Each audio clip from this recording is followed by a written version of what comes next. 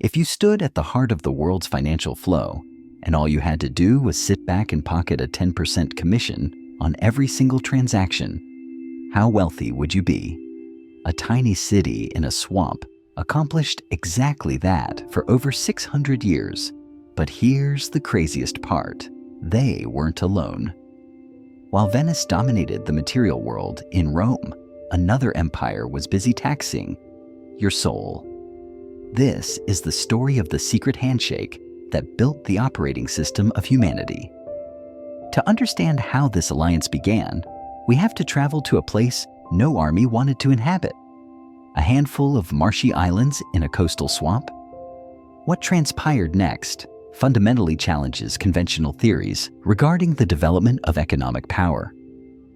Instead of pursuing expansion through military conquest, as virtually every other medieval power attempted, Venice executed an internal expansion, driven entirely by financial innovation. Lombard warriors had brutally swept through northern Italy, laying waste to cities and capturing populations for enslavement.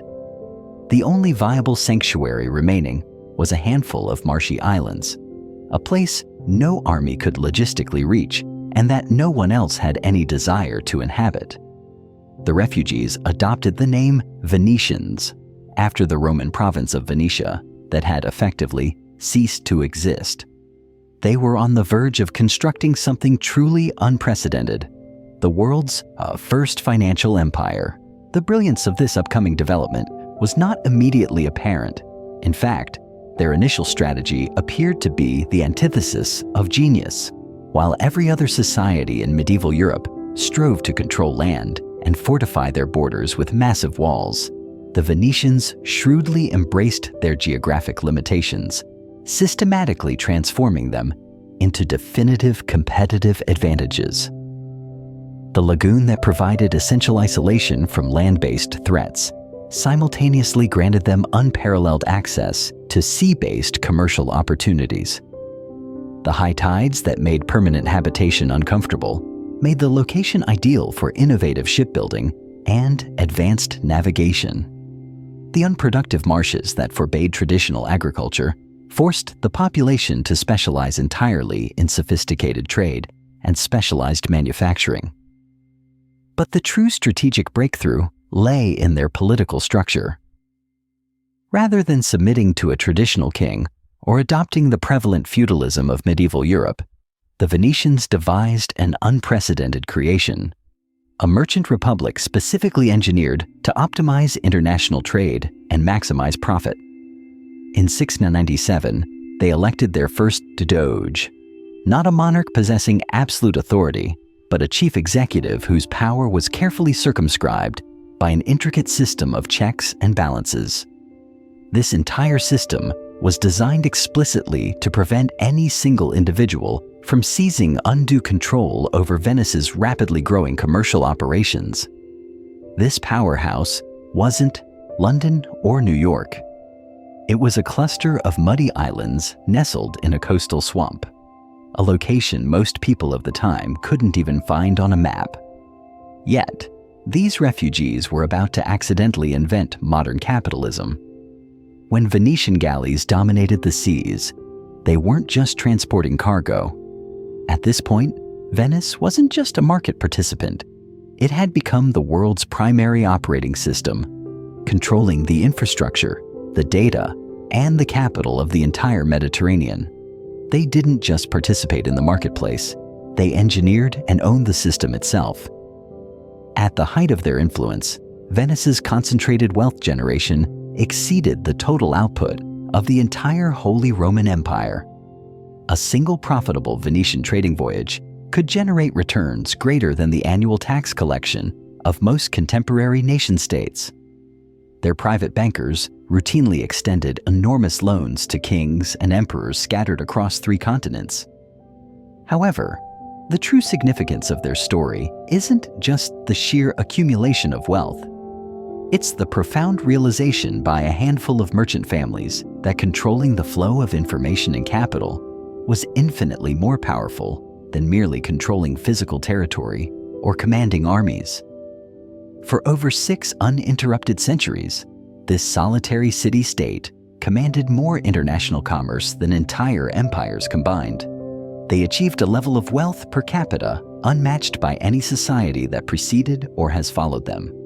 Moreover, they pioneered financial engineering techniques that are still actively employed by modern bankers. The raw figures are startling.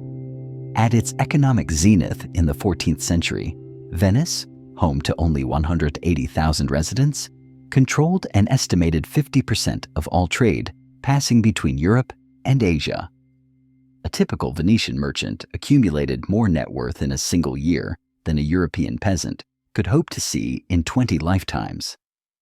Despite having a population comparable to a mid-sized modern city like Salt Lake City, the city's government generated higher total tax revenue than the Kingdom of France. But the truly unprecedented aspect of Venice wasn't merely the sheer volume of their accumulated wealth. It was the singular method by which they amassed it. This was not a society built upon territorial conquest, abundant natural resources, or agricultural surpluses. Venice was constructed entirely upon pure financial engineering. They mastered the abstract art of making money from money itself, generating enormous profit margins by facilitating the trade of others and expertly translating raw information into an unassailable economic advantage. But while Venice owned the physical world, another empire realized that the real profit lay in the invisible. Long before Netflix or Spotify, the Vatican perfected the ultimate subscription model.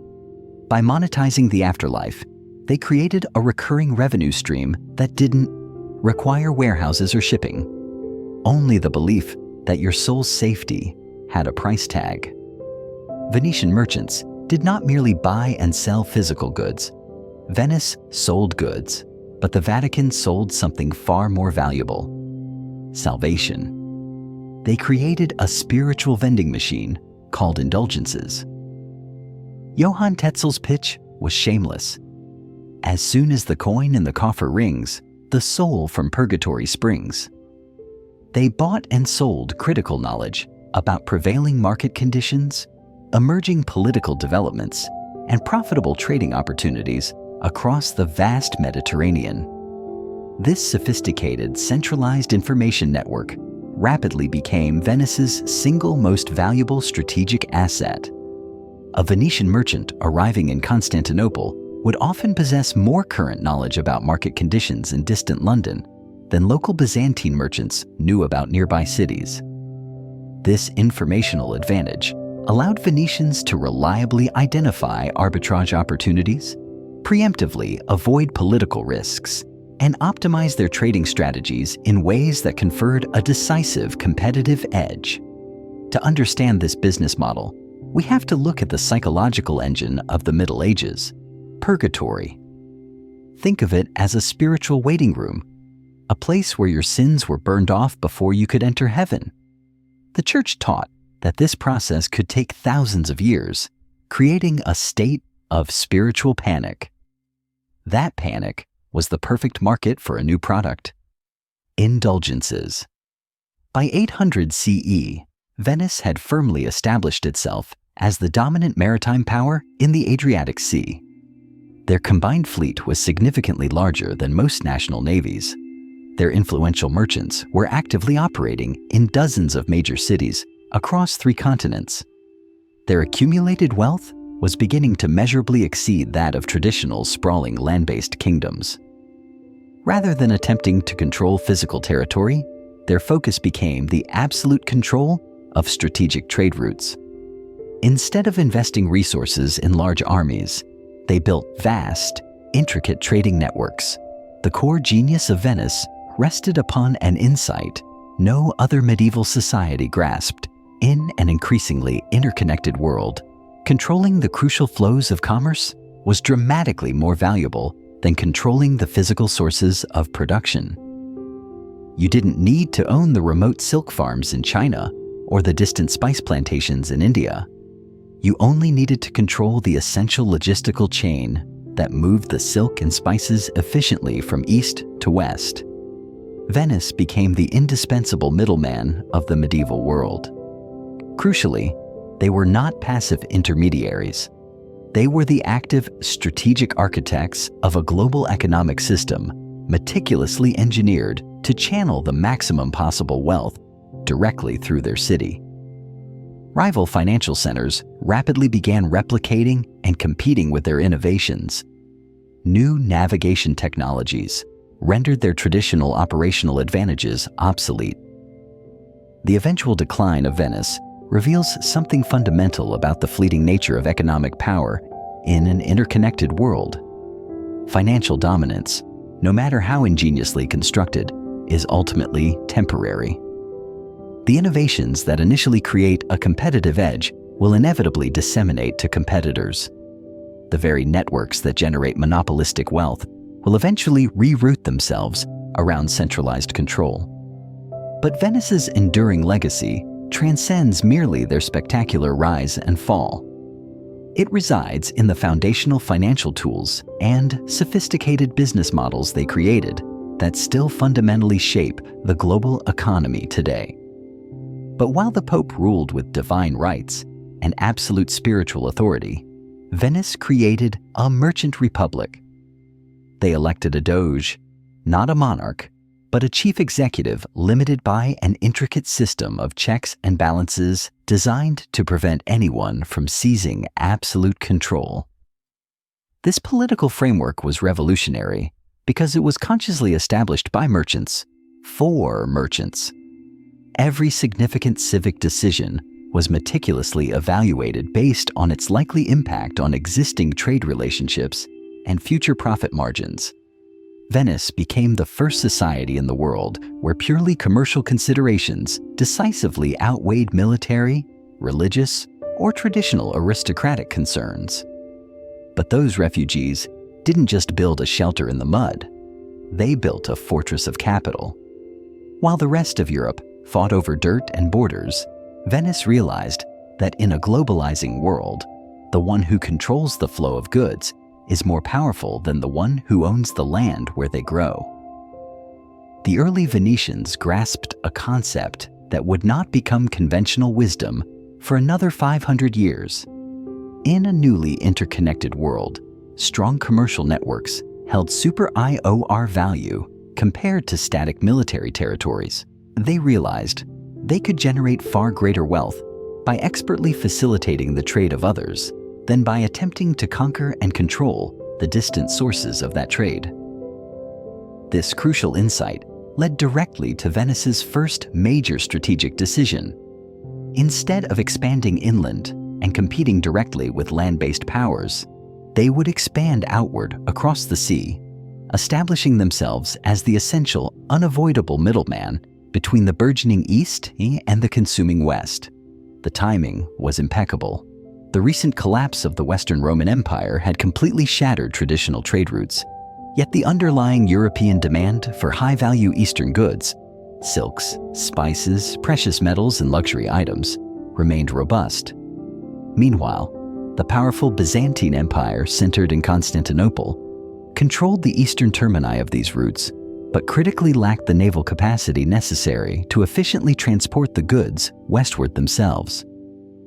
Venice expertly positioned itself as the indispensable link in this transcontinental supply chain. Venetian merchants journeyed to Constantinople and other eastern markets to acquire goods, then efficiently transported them to Western European cities where they commanded substantial markups.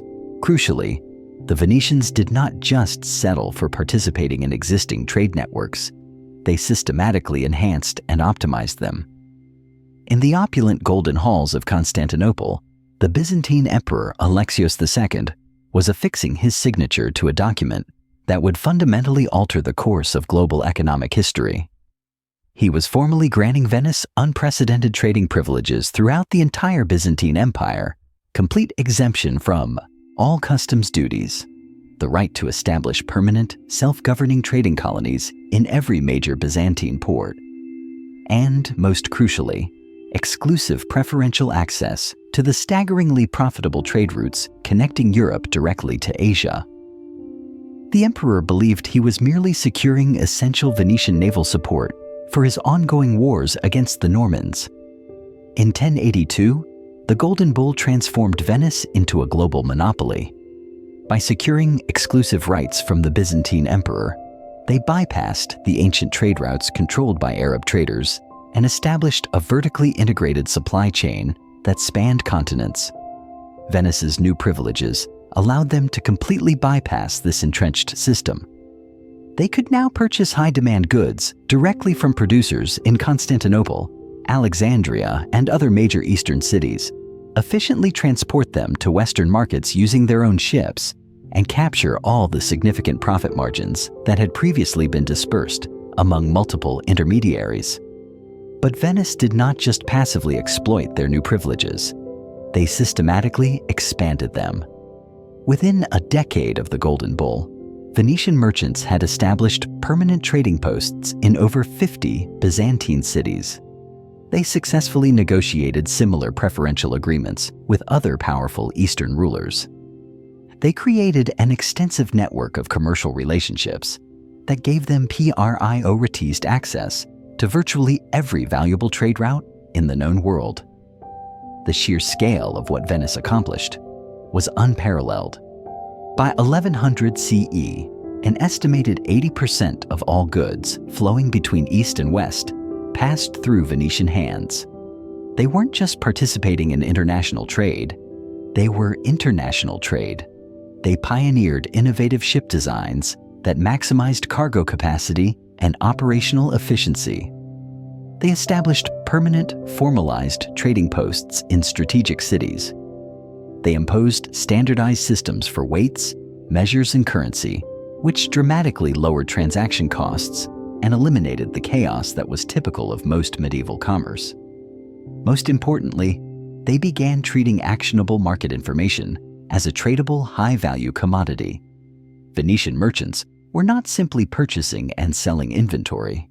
They were buying and selling knowledge regarding current market conditions, crucial political developments, and emerging trading opportunities across the Mediterranean region.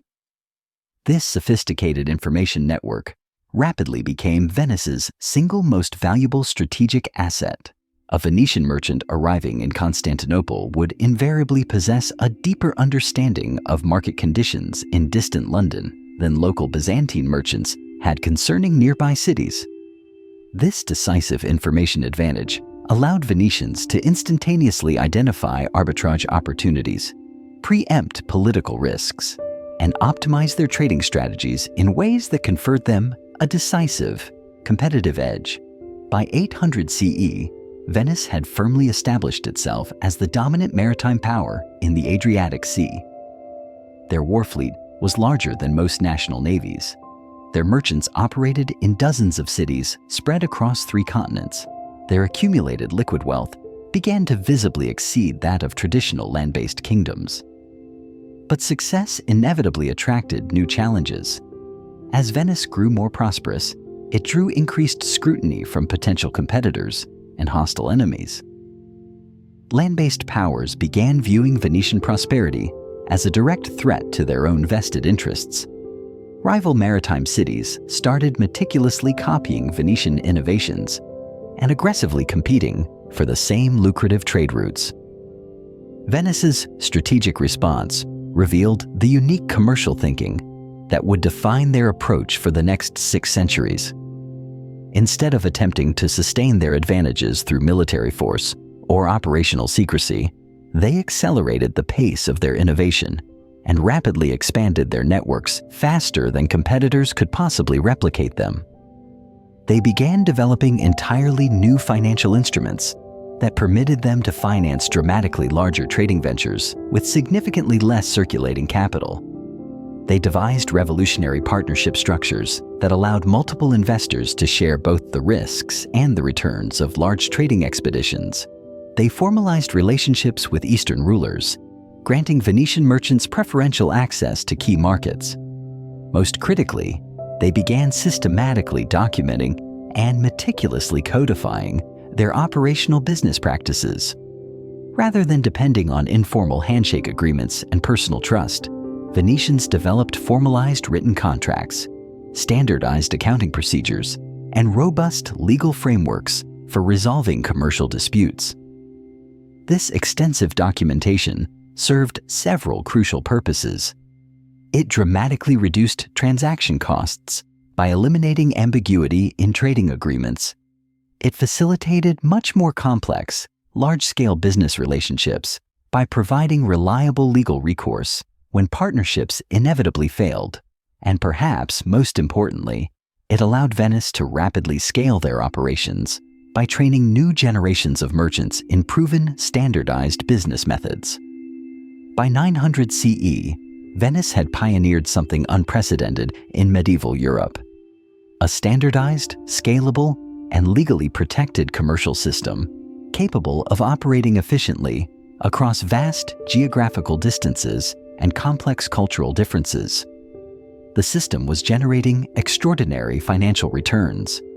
A typical Venetian trading voyage could yield profits ranging from 100% to 300%, contrasting sharply with agricultural returns of perhaps 5% to 10% typical in land-based economies. Venetian merchants were accumulating personal wealth faster than any previous commercial class in recorded human history. Yet, the Venetians understood that sustainable competitive advantage demanded more than just high returns. It required the creation of formidable barriers to entry that actively prevented competitors from replicating their success easily. Their solution was breathtakingly simple, yet brilliant. Instead of trying to maintain their innovations as secrets, they would utilize their massive accumulated wealth to construct proprietary infrastructure that competitors could not quickly or affordably replicate. Venice began channeling their massive trading profits into dedicated shipbuilding facilities, advanced port infrastructure, and extensive warehouse complexes, securing permanent operational advantages. They developed highly specialized manufacturing capabilities for producing goods specifically demanded by Eastern markets. They also established vast financial reserves that allowed them to easily absorb temporary market setbacks that would have instantly bankrupted smaller competitors. Most significantly, they initiated the construction of what we now recognize as the first multinational corporation. Instead of operating solely as individual merchants or simple partnerships, Venice began coordinating commercial activities through large, expertly managed trading companies designed to pursue complex long-term strategies simultaneously across multiple international markets. These enterprises represented a fundamental innovation in business organization. They successfully combined the capital resources of diverse investors, the professional expertise of skilled managers, and the legal security of formal incorporation into powerful, resilient entities that transcended any previous form of commercial organization. By 1000 CE, Venetian trading companies maintained permanent offices in dozens of cities, commanded fleets of hundreds of ships, and coordinated complex commercial activities across the entire Mediterranean region and far beyond. The transformation was astonishing. In only 3 centuries, Venice had evolved from a haphazard collection of refugee settlements into the most sophisticated commercial organization in the world. However, Venice's most profound innovation was not merely the accumulation of this spectacular wealth. It was the creation of advanced financial systems capable of efficiently managing and rapidly deploying that capital to generate exponentially greater returns. The logistical challenge was immense. Traditional medieval commerce relied on simple buy low, sell high principles, usually requiring immediate cash transactions. But Venice's global operations were rapidly becoming too vast and complex for cash-based trading. They desperately required new financial instruments that could handle delayed payments, shared risk distribution, and long-term investments spanning vast geographical distances. Venice's revolutionary solution was the invention of modern commercial banking. Venetian merchants began offering sophisticated financial services, currency exchange, commercial loans, credit arrangements, and investment partnerships that enabled trading operations of a scale and complexity never before seen. The watershed moment arrived with the development of the Commenda, a revolutionary partnership structure that allowed numerous investors to pool their capital for massive trading ventures while sharing both risks and returns according to meticulously predetermined formulas. The mechanism was elegant. A wealthy Venetian investor would furnish the primary capital for an expedition. A highly experienced merchant would contribute expertise and management capabilities. Other partners might contribute specialized ships, vital warehouse space, or necessary political connections. Upon the expedition's successful return, profits were allocated strictly according to each partner's original contribution and risk exposure. The commenda structure successfully solved multiple problems simultaneously. It allowed Venice to finance trading operations far larger than any single merchant could individually afford. It skillfully distributed risks across many investors, sharply reducing the likelihood that a single disastrous expedition could financially ruin its backers. Moreover, it actively incentivized specialization, encouraging the growth of professional classes dedicated to distinct aspects of commercial operations. More significantly, the commenda created something entirely unprecedented, a highly liquid market for commercial investments. Instead of tying up capital in singular trading ventures for potentially months or years, investors gained the ability to buy and sell their partnership shares, creating secondary markets that made commercial investments far more attractive and widely accessible. By 1150, Venice was simultaneously operating hundreds of active commenda partnerships across dozens of trade routes. The sheer amount of capital deployed through these partnerships actually exceeded the gross domestic product of most contemporary European countries. Venice had, in essence, engineered the world's first functioning stock market centuries ahead of its formal invention elsewhere. But Venice's financial innovations extended far beyond just partnership structures. They were also pioneering groundbreaking new approaches to currency exchange, international payment systems, and commercial credit that would fundamentally revolutionize how capital moved across borders forever. The underlying problem was highly practical. Medieval Europe used dozens of disparate currency systems with constantly fluctuating, unpredictable exchange rates. A Venetian merchant might acquire goods in Constantinople using Byzantine byzants, transport them to London, where they would be sold for English pounds, and then need to convert those pounds back to Venetian ducats for the subsequent trading cycle. Managing these constant conversions was costly, extremely risky, and time-consuming. Minor miscalculations in exchange rates could erase trading profits, and sudden currency fluctuations could transform profitable expeditions into crippling financial disasters. The complexity inherent in multi-currency transactions severely limited the scale and scope of true international trading operations. Instead of dedicating resources to controlling physical territory, they focused their entire energy on controlling trade routes. Instead of raising armies, they dedicated their efforts to building intricate trading networks. The foundational genius of Venice lay in grasping a reality that no other medieval society fully understood. In an interconnected, globalizing world, controlling the flows of commerce proved infinitely more valuable than controlling the sources of production. They correctly reasoned that you did not need to own the remote silk farms in China or the spice plantations in India. You only needed to control the essential mechanism of how those silks and spices moved from east to west. Venice seamlessly became the indispensable middleman of the medieval world. But they were not passive intermediaries. They were active, ambitious architects of a global economic system engineered specifically to channel the lion's share of that new wealth directly through their city. They are credited with creating the first international banking houses, the first standardized, reliable currencies, the first commodity exchanges, and the first recognizable multinational corporations. Crucially, they figured out how to monetize actionable market information in ways that would not be paralleled again until the dawn of the Internet age. Venetian merchants did not merely buy and sell physical goods. They actively bought and sold knowledge regarding fast-changing market conditions, emerging political developments, and critical trading opportunities across 3 continents. The complex financial apparatus they built was so resilient that it survived the traumatic fall of the Byzantine Empire, the powerful rise of the Ottoman Empire, the discovery of the Americas, and the establishment of new, direct sea routes to Asia. For over 600 years, regardless of how dramatically the world changed around them, Venice remained fixed at the very epicenter of global finance. However, the Venetian success story also serves as a critical cautionary tale regarding the inherent limits of financial power. The very innovations that initially brought them unprecedented wealth also rendered them uniquely vulnerable.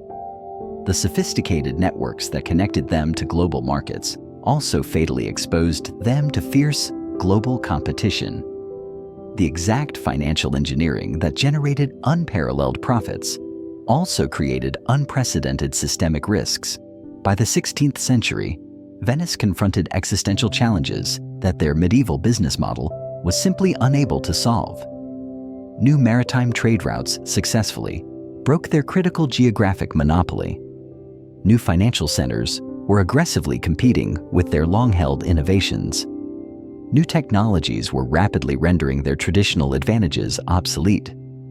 The eventual decline of Venice reveals a profound truth about the nature of economic power in a connected world. Financial dominance, no matter how clever or sophisticated, is ultimately temporary. The necessary innovations that create an initial competitive advantage will inevitably disseminate and spread to competitors. The valuable networks that generate wealth will eventually find ways to root around monopolistic control. But Venice's enduring legacy is not just about their rise and fall.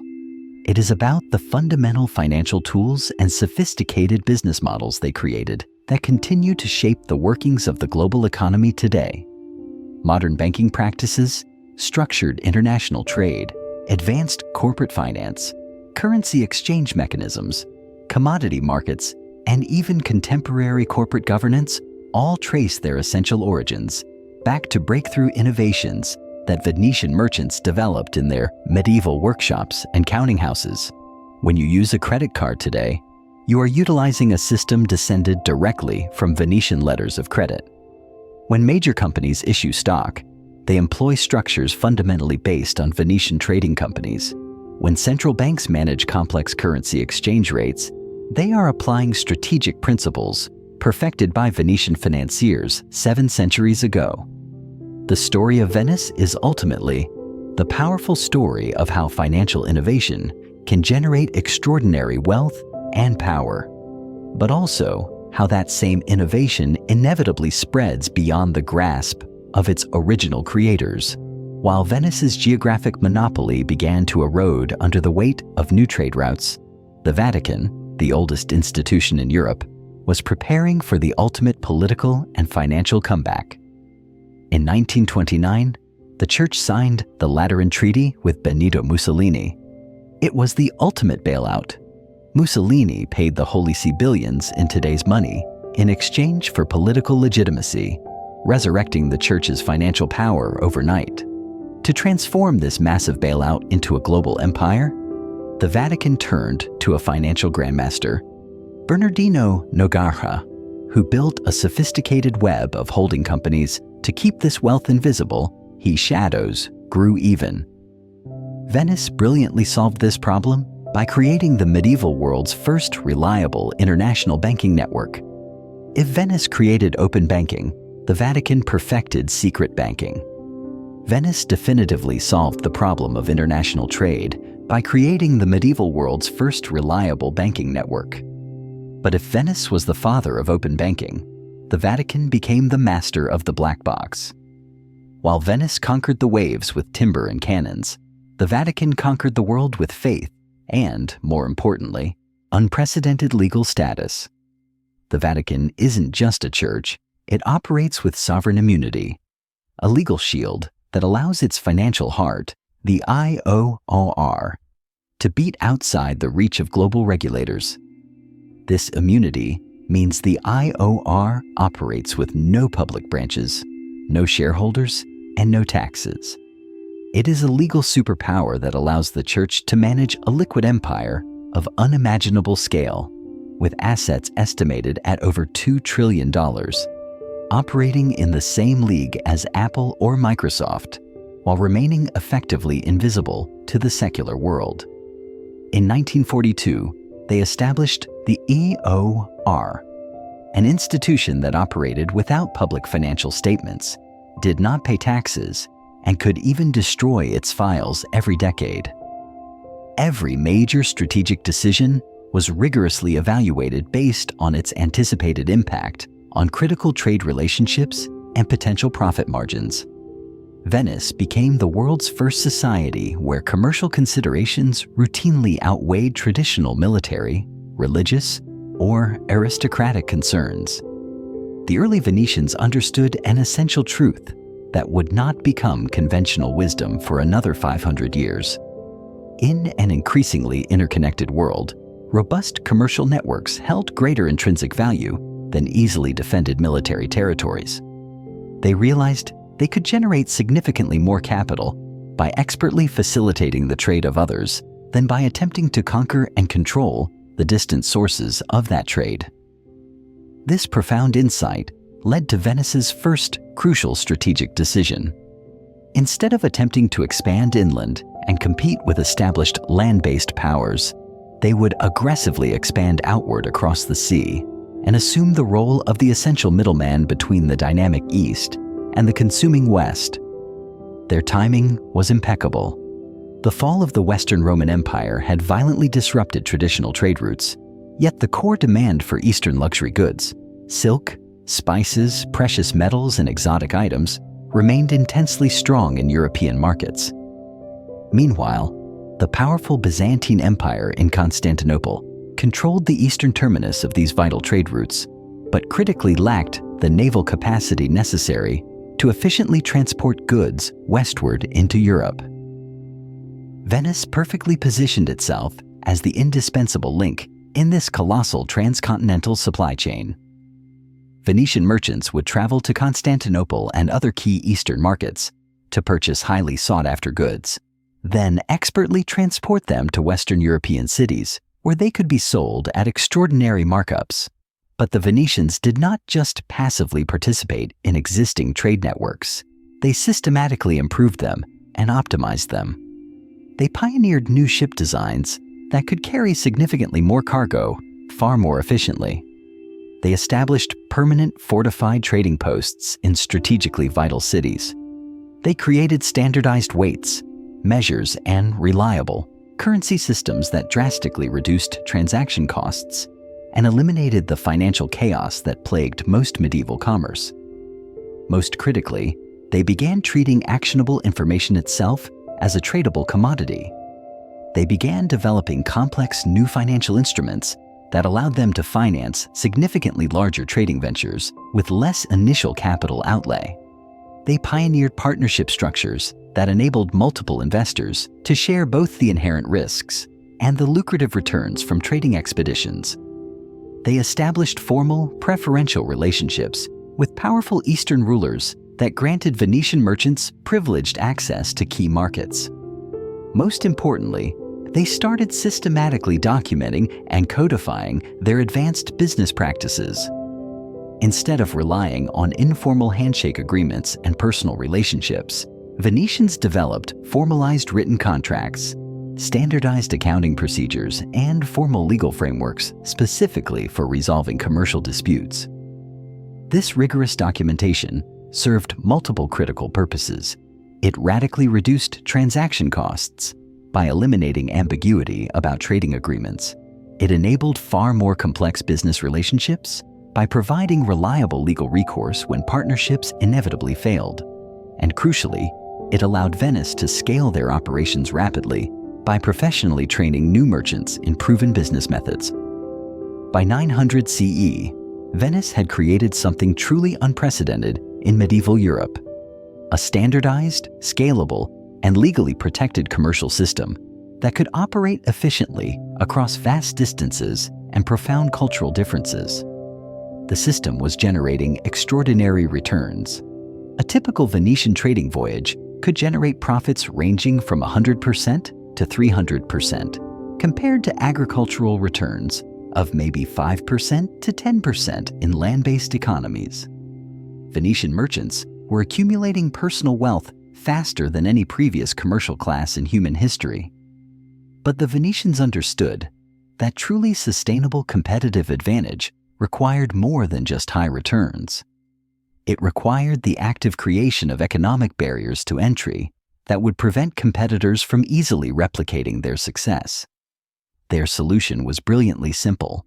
Instead of attempting to keep their innovations completely secret, they would instead use their accumulated capital to construct infrastructure that competitors could not replicate quickly or cheaply.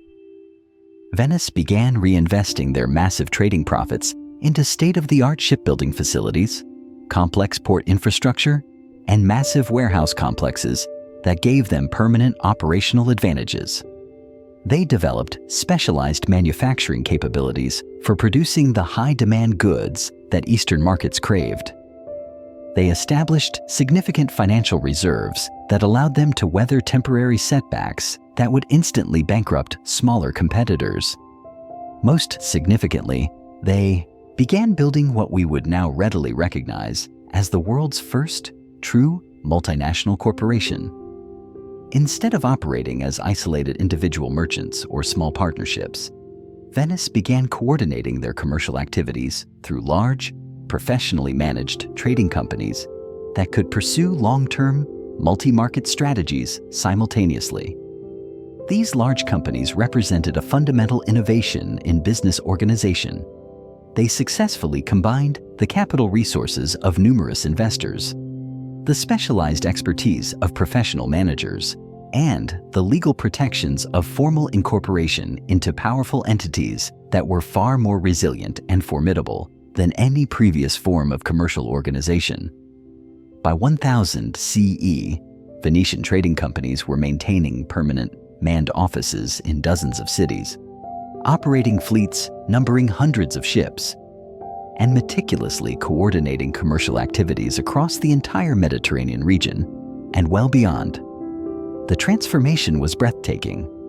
In a mere 300 years, Venice had evolved from a mere collection of refugee settlements into the single most sophisticated commercial organization in the known world.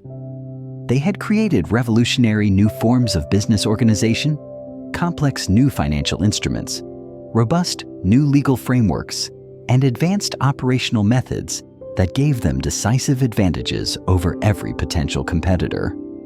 But Venice's early success was only the necessary foundation for the massive expansion that was coming next. Their real breakthrough would occur when they successfully monetized their relationship with the powerful Byzantine Empire, transforming themselves from merely successful merchants into the absolutely indispensable financial intermediaries for all trade between East and West. The stage was perfectly set for Venice to become not just a successful trading city, but the very beating heart of the medieval global economy. The initial challenge was logistical. Traditional medieval commerce operated on simple buy low, sell high principles with immediate cash transactions. But Venice's commercial operations were quickly becoming too vast and complex for cash-based trading alone. They urgently required new financial instruments that could facilitate delayed payments, effectively shared risks, and long-term investments across massive distances. Venice's elegant solution was to essentially invent modern commercial banking. Venetian merchants began offering sophisticated financial services, complex currency exchange, commercial loans, robust credit arrangements, and specialized investment partnerships that enabled far larger and more sophisticated trading operations. The crucial breakthrough came with the development of what historians call the commenda, a revolutionary partnership structure that allowed multiple investors to pool their capital for extremely large trading ventures while sharing both the risks and the returns according to predetermined, formalized formulas. Here is how the commenda operated. A wealthy Venetian investor would furnish the primary capital for a trading expedition. An experienced professional merchant would contribute specialized expertise and management of the voyage. Additional partners might contribute specialized ships, warehouse space, or vital political connections. When the expedition successfully returned, profits would be rigorously divided according to each partner's initial contribution and assessed risk exposure. The Commenda system simultaneously solved multiple critical problems. It allowed Venice to finance trading operations far larger than any single merchant could possibly afford. It distributed risks across multiple investors, dramatically reducing the chance that a single failed expedition could bankrupt its backers. And crucially, it created strong incentives for professional specialization, encouraging the development of distinct classes focused on different aspects of commercial operations. More importantly, the Commenda created something unprecedented: a liquid market for commercial investments. Instead of tying up precious capital in individual trading ventures for months or years, investors could now effectively buy and sell their partnership shares, creating secondary markets that made commercial investments significantly more attractive and accessible. By 1150, Venice had hundreds of active Commenda partnerships operating simultaneously across dozens of critical trade routes. The total capital deployed through these formalized partnerships exceeded the GDP of most European countries. Venice had, in essence, created the world's first structured stock market, centuries before anyone else conceived of formalizing such arrangements. But Venice's financial innovations extended far beyond mere partnership structures. They were also aggressively pioneering new approaches to currency exchange, international payments, and commercial credit that would eventually revolutionize how money traveled across borders. The problem was intensely practical. Medieval Europe utilized dozens of wildly different currency systems with constantly fluctuating, unpredictable exchange rates. A Venetian merchant might purchase goods in Constantinople using Byzantine byzants, transport them to London where they would be sold for English pounds, then need to convert those pounds back to Venetian ducats for the next trading cycle. Managing these constant currency conversions was costly, extremely risky, and enormously time-consuming. Small errors in exchange rate calculations could instantly wipe out trading profits. Currency fluctuations could transform profitable expeditions into crippling financial disasters. The inherent complexity of multi-currency transactions severely limited the scale and scope of true international trading operations. The innovations that created Venice's competitive edge eventually spread to their rivals, and the monopoly of the lagoon faded into history. But Venice didn't truly die. It just changed form. When you swipe a credit card or take out a bank loan today, you are interacting with the ghost of Venice. They didn't just create money. They engineered the very fabric of modern trust, turning a piece of paper into a promise that could travel across oceans. While Venice built this open banking system, based on documented trust, to connect the world, the oldest institution in Europe was preparing a very different kind of financial comeback. One built not on transparency, but on absolute secrecy. Venice was the father of open banking, documenting every contract to build trust across borders so that a merchant in London could trust a piece of paper from a lagoon in Italy. But the Vatican? They became the masters of the black box. While Venetian secrets were kept at sea, the Vatican's secrets were buried in 53 miles of secret archives, protected by a legal shield called sovereign immunity. However, the black box of the IOR didn't just hide wealth. It became a vehicle for alliances that would eventually lead to the most high-profile bank failure in American history. Introduce Michele Sindona, the financial hustler who managed heroin profits for the Gambino family. Detail the collapse of Franklin National Bank, the 18th largest in the US, and how it dragged the Vatican into a global scandal. Venetian banks established permanent, staffed offices in major trading cities across Europe, and the Eastern Mediterranean. These offices could expertly handle currency conversions, extend vital commercial credit, and facilitate complex international payments without necessitating the dangerous physical transportation of heavy coins and precious metals. The system operated through what we would now recognize as early, sophisticated forms of letters of credit and wire transfers. A Venetian merchant stationed in Constantinople could deposit Byzantine coins with the local Venetian bank office and receive an official letter of credit that could be reliably redeemed for English pounds at the Venice bank office in London. This eliminated the immense risks and costs associated with transporting vast amounts of currency across dangerous medieval trade routes.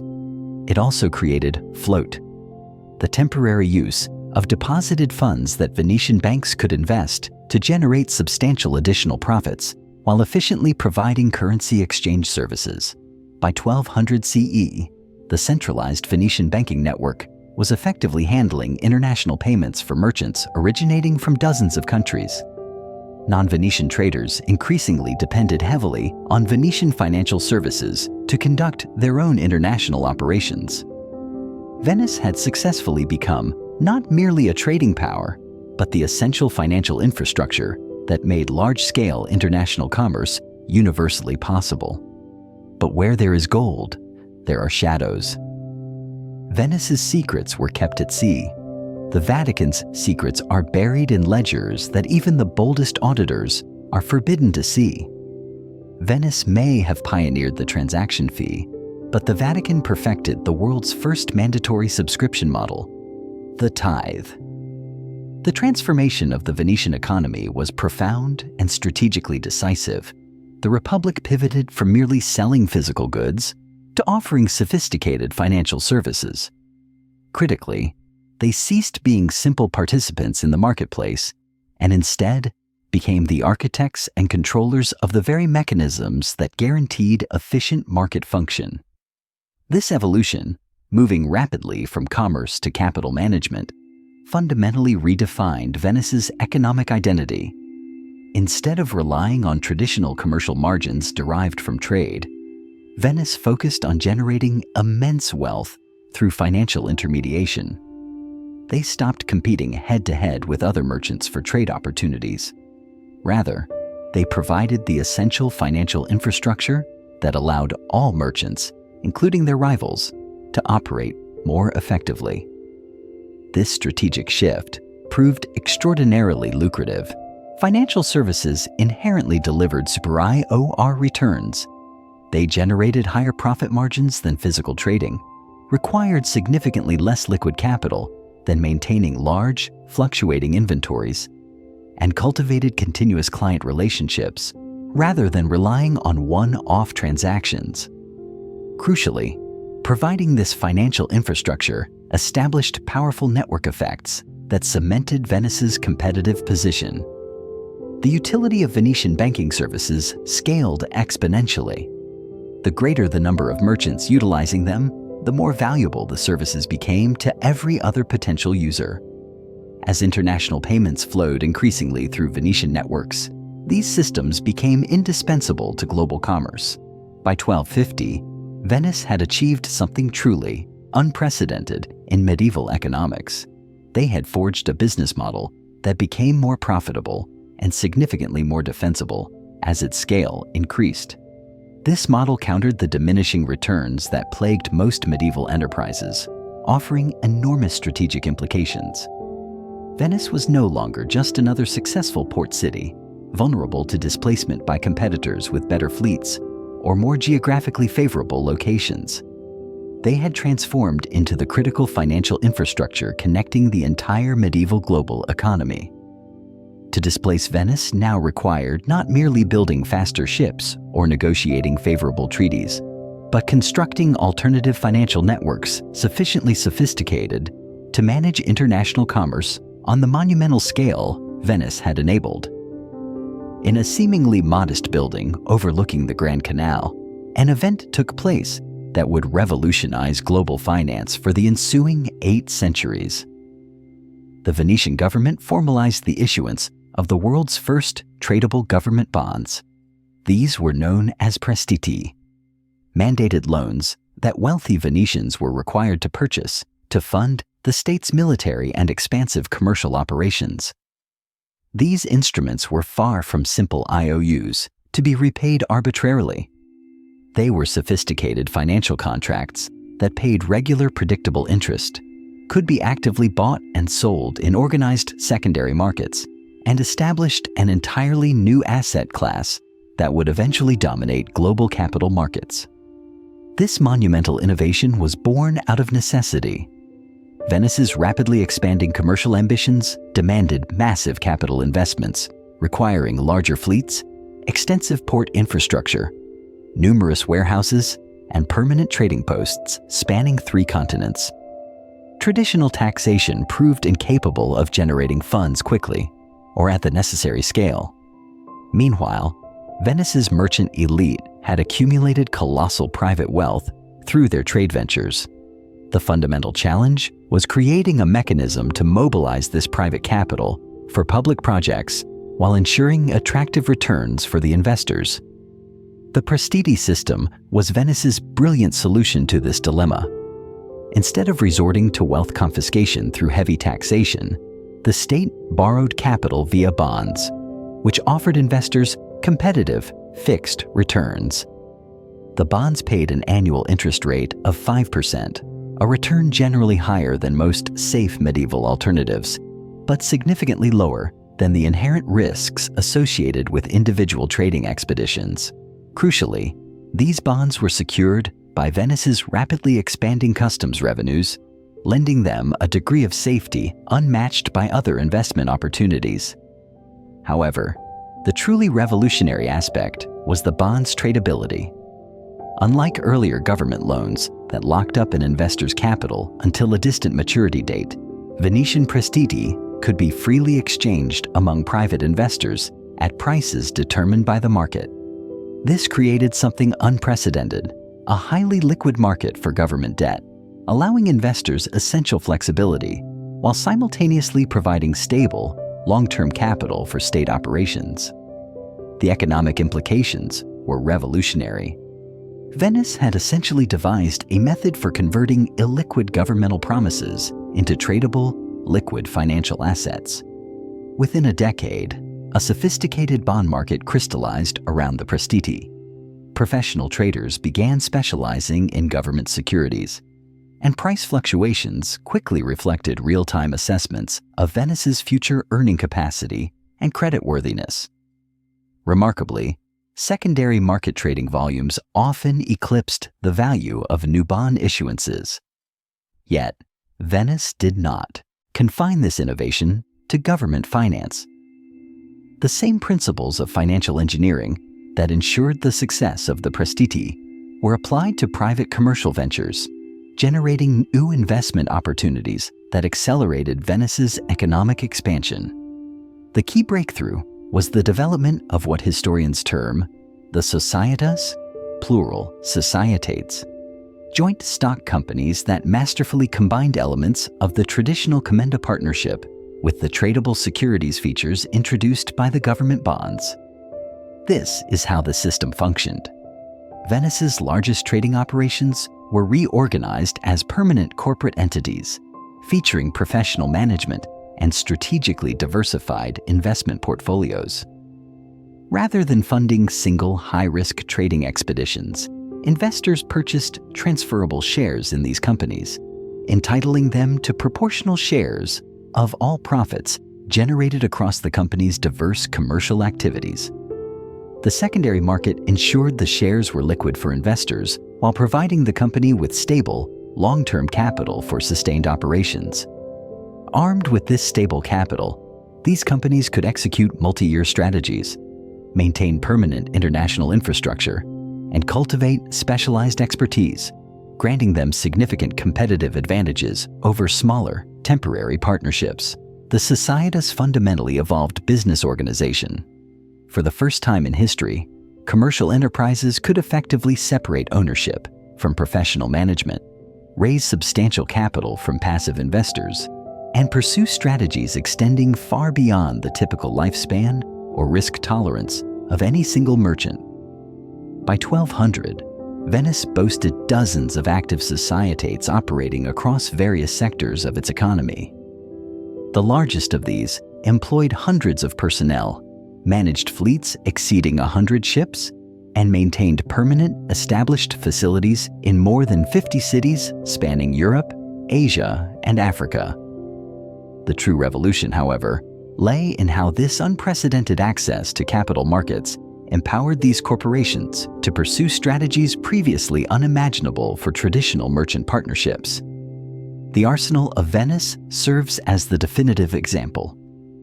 Established in 1104 as a state-sponsored shipbuilding facility, the Arsenal evolved into something truly novel, the world's first industrial corporation.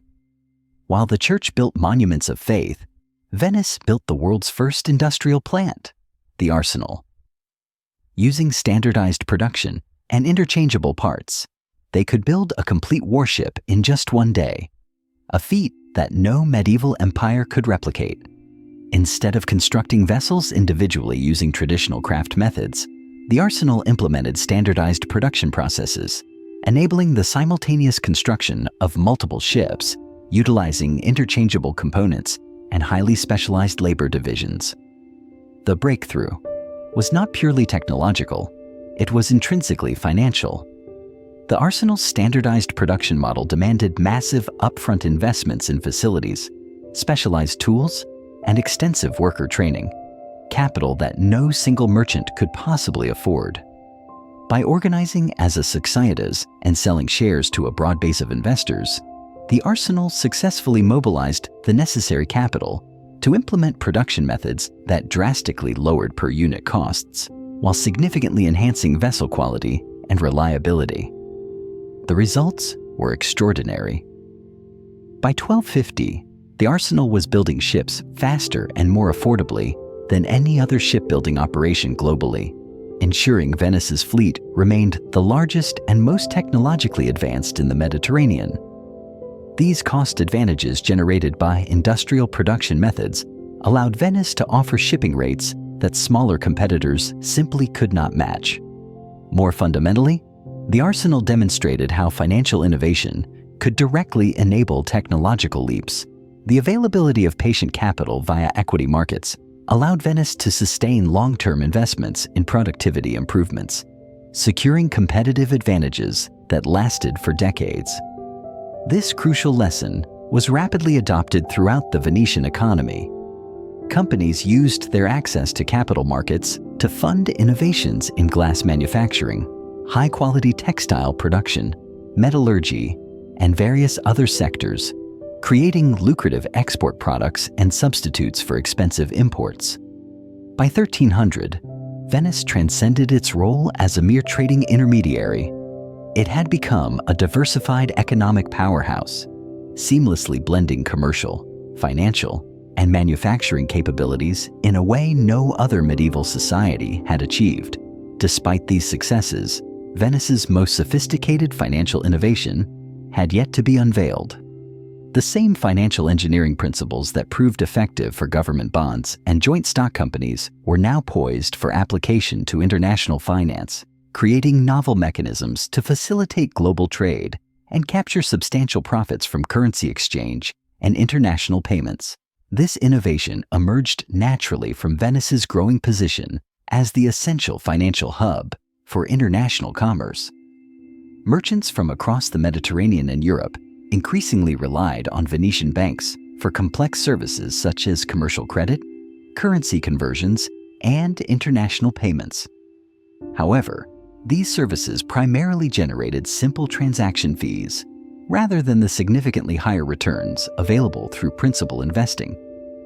Venice sought innovative methods to deploy its vast accumulated capital and financial expertise to generate profits from international financial flows, moving beyond mere service charges. The solution was revolutionary.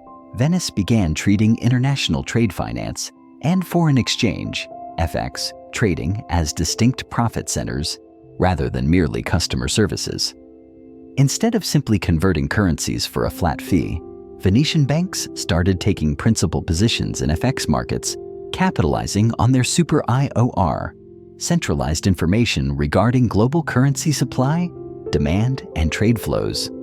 Rather than just extending basic commercial credit, they began offering structured finance products that allowed the banks themselves to participate directly in the substantial profits generated by international trading operations.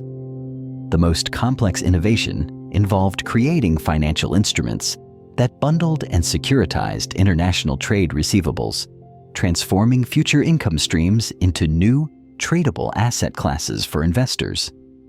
These innovations decisively transformed Venice from a passive provider of financial services into a principal participant in international financial markets. They were no longer merely facilitating other people's transactions. They were strategically deploying their expertise and capital to generate substantial profits directly from the underlying economic activities these transactions represented. The returns were enormous. By 1350, Venice's financial operations were consistently generating returns that exceeded the profits derived from their centuries-old traditional trading activities. This new financial model proved intrinsically more scalable, flexible, and ultimately more profitable than traditional territorial control. It could adapt swiftly to unpredictable economic conditions, expand into entirely new markets without requiring military conquest, and generate immense wealth by capitalizing on the economic activity of others, rather than demanding direct control over productive resources. Most importantly, Venice's constant financial innovation produced self-reinforcing network effects. The higher the volume of international commerce channeled through Venetian financial networks, the more indispensable those networks became to potential users. Likewise, the more intelligence Venice accumulated about global economic conditions, the more adept they became at identifying and capturing the most lucrative opportunities. By 1400, Venice had successfully engineered something unprecedented in human history: a sophisticated form of economic organization capable of generating wealth by strategically managing and facilitating the economic activities of others on a truly global scale.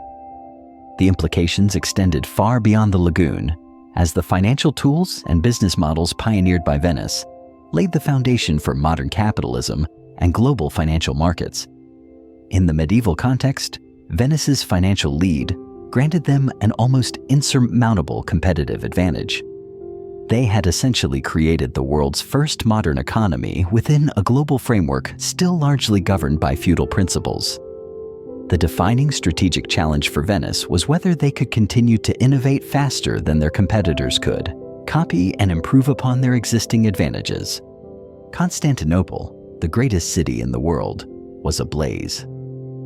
This catastrophe was not the result of barbarian invasion or natural disaster. It was something far more deliberate and devastating.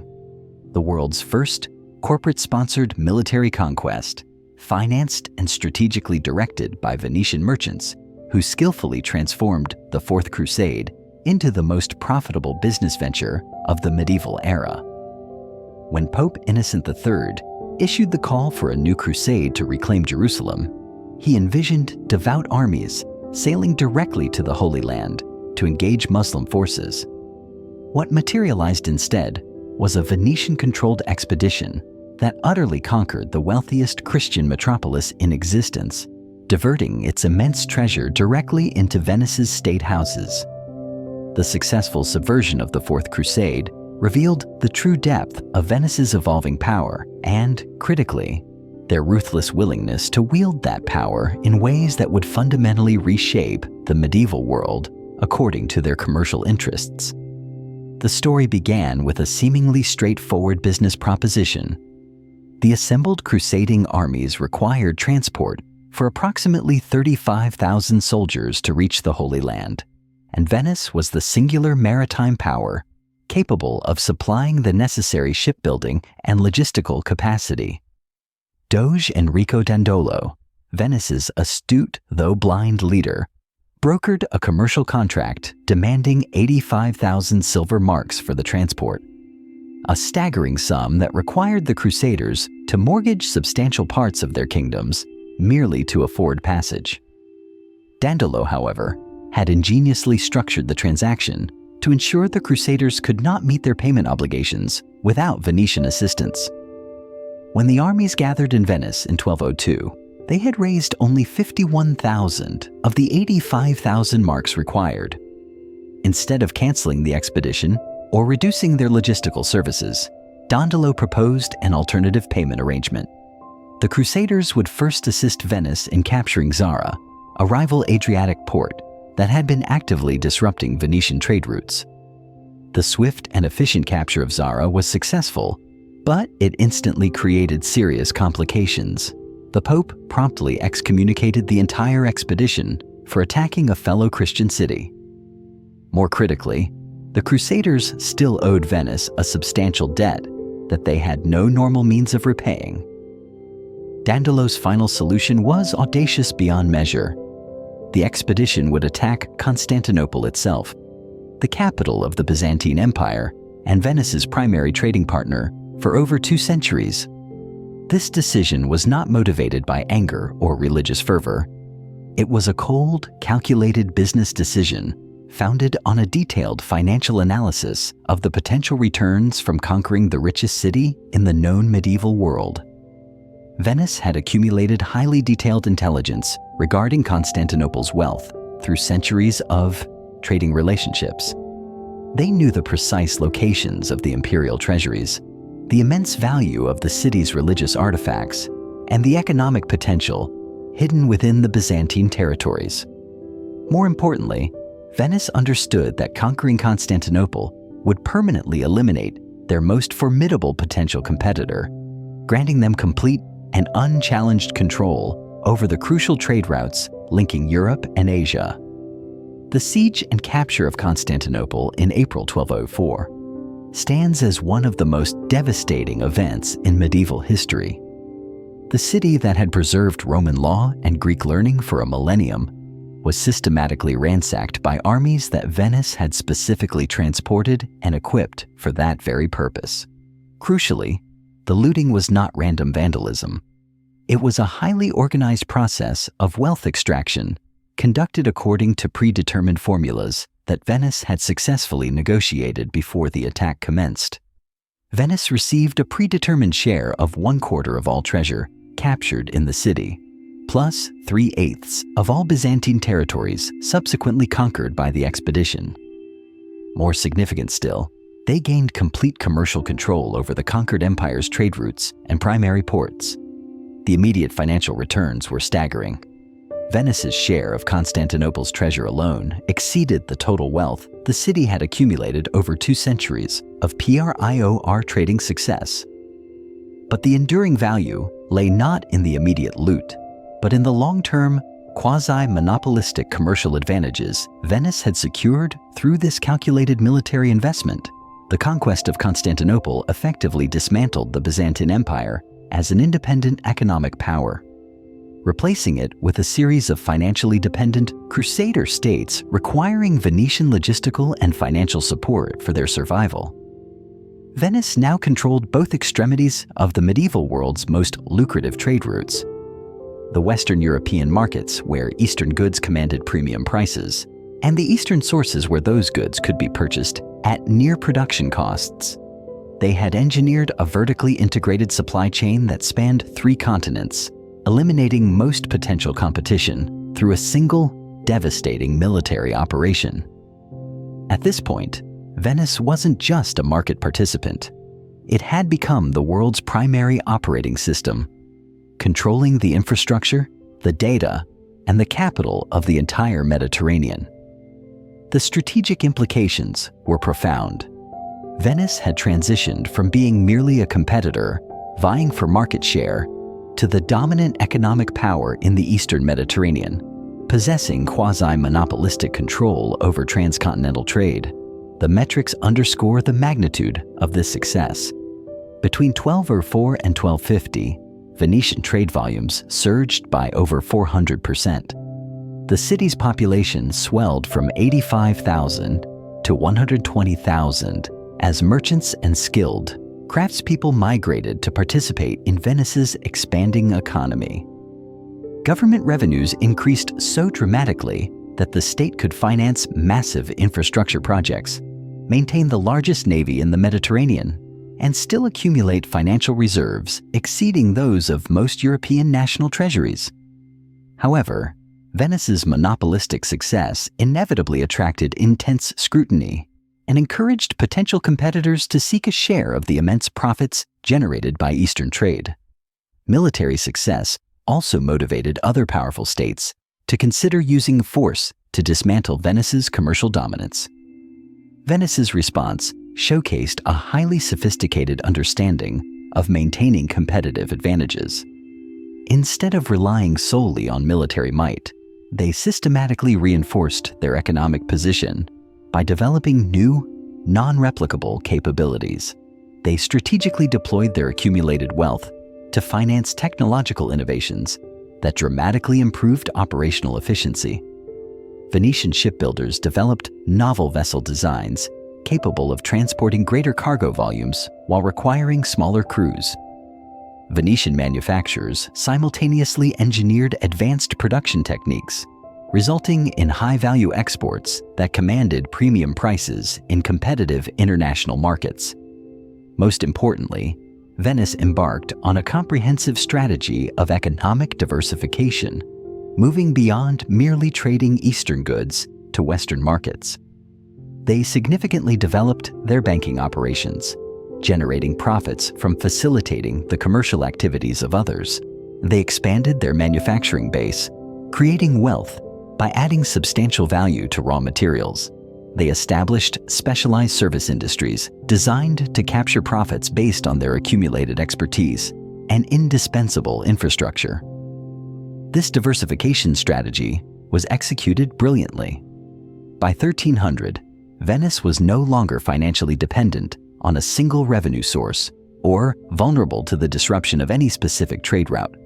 Its banking networks generated profits from commercial activity across the entire Eastern Mediterranean and Europe. Its manufacturing sector produced goods sold in markets ranging from London to Cairo.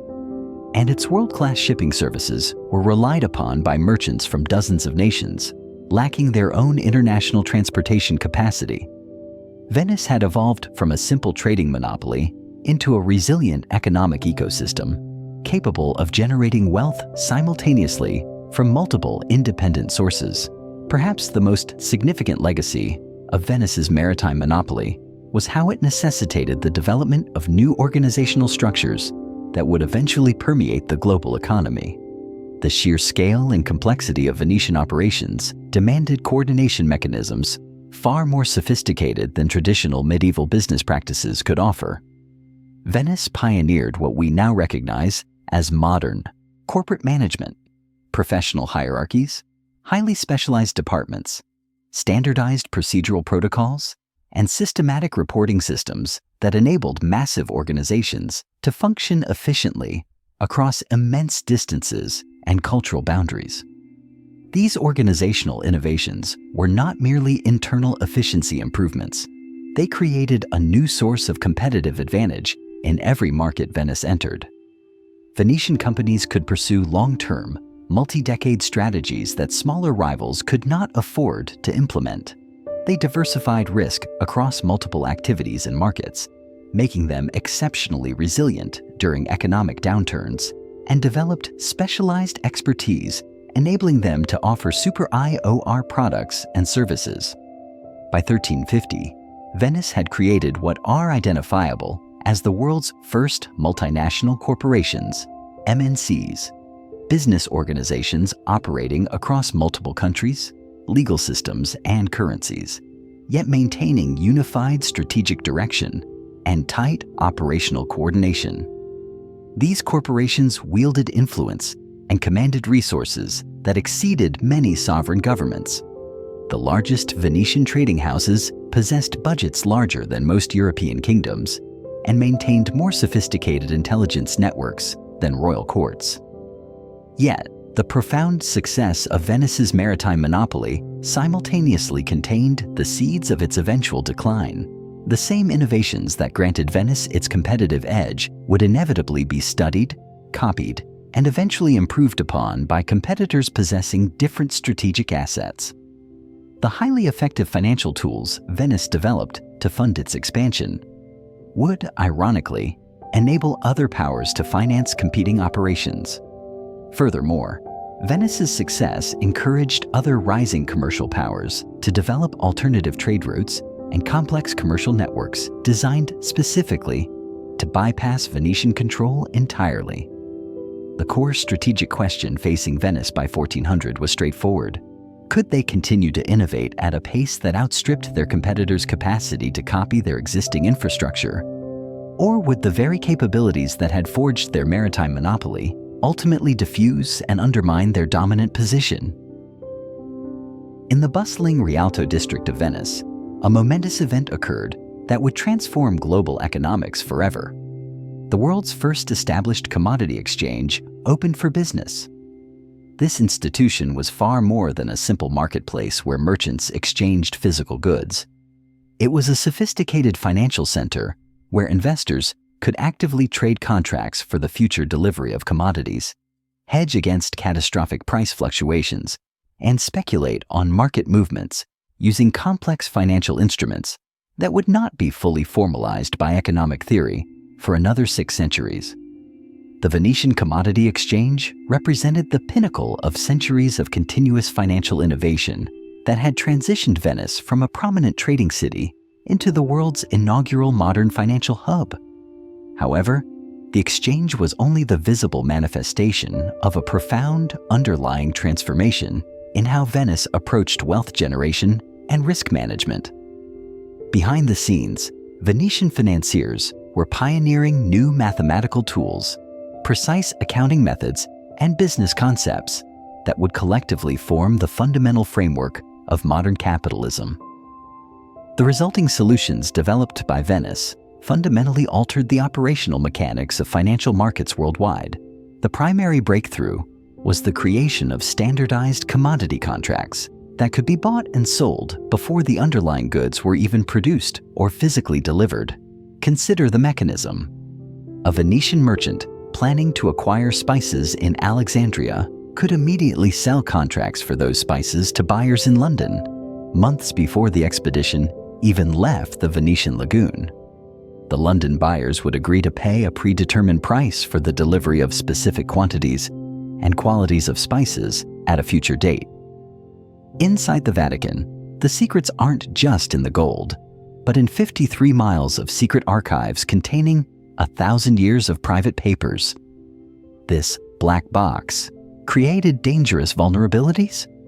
In 1982, the world was shocked when Roberto Calvi, known as God's banker, was found hanging under London's Blackfriars Bridge with bricks stuffed in his pockets. The scandal exposed a lethal web connecting the Vatican Bank to Nazi gold, the mafia, and massive money laundering schemes. Fast forward to the 20th century. The tools of power had changed, but the need for secrecy remained. In the 1970s, the Vatican's financial black box needed a new kind of leader, not a saint, but a CEO. By the 1970s, the Vatican Bank had become a financial black box, an offshore tax haven in the heart of Rome. To run it, they didn't need a saint. They needed a CEO.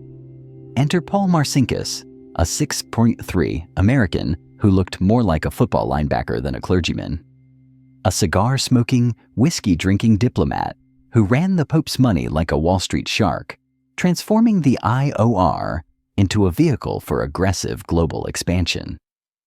Under Thibaut, his leadership, the IOR formed dangerous alliances with financial hustlers like Michel Sindona and Roberto Calvi. This era transformed the Vatican Bank into a vehicle for aggressive global expansion, connecting the Holy See to the American market, and eventually to the darkest corners of international finance. Perhaps the most bizarre asset in the Vatican's modern portfolio is a state-of-the-art observatory in Arizona. Operating a telescope nicknamed Lucifer, Jesuit astronomers search the heavens for extraterrestrial life suggesting that the oldest religion on earth is already preparing for a future beyond it. But history teaches us one thing. No matter how much gold you hoard, your empire is only as strong as its foundation. And for the Vatican, the 1,700-year-old foundation wasn't built on gold. It was built on trust. When that trust broke, the empire began to bleed. Discuss the financial fallout of the sexual abuse scandal, which forced dioceses like Portland to declare bankruptcy and tap into clergy pensions to cover settlements. Mention the Vatileaks scandal involving Pope Benedict's butler, Paolo Gabriele. But the ultimate blow wasn't a bad investment. It was a moral crisis. The sexual abuse scandals didn't just shatter lives. They shattered the Vatican's finances, forcing dioceses from Portland to Rome to tap into clergy pensions just to cover the settlements. Then came Vatileaks, where the Pope's own butler leaked documents that pulled back the curtain on a century of financial chaos. This is the great paradox. An institution built on the teachings of poverty sitting atop the world's largest mountain of gold. Is it a betrayal of faith or the ultimate survival strategy for an organization that has outlasted every empire in human history? The story of Venice and the Vatican is a mirror reflecting our own relationship with wealth and power. One taught us how to engineer the modern world. The other taught us how to protect an institution at any cost. Today, we use the tools Venice invented to trade in a world still influenced by the secrets the Vatican keeps. In the end, these two empires prove that in a connected world, the one who controls the flow of goods or of souls is the one who truly rules. And in the end, Venice and the Vatican proved that true power doesn't need borders. It only needs control over the flow. By shaking hands in the shadows, they created the world's first global operating system, one that we still live under today. Whether it's a transaction on Wall Street or a secret investment in Rome, we are still playing by the rules they wrote together centuries ago.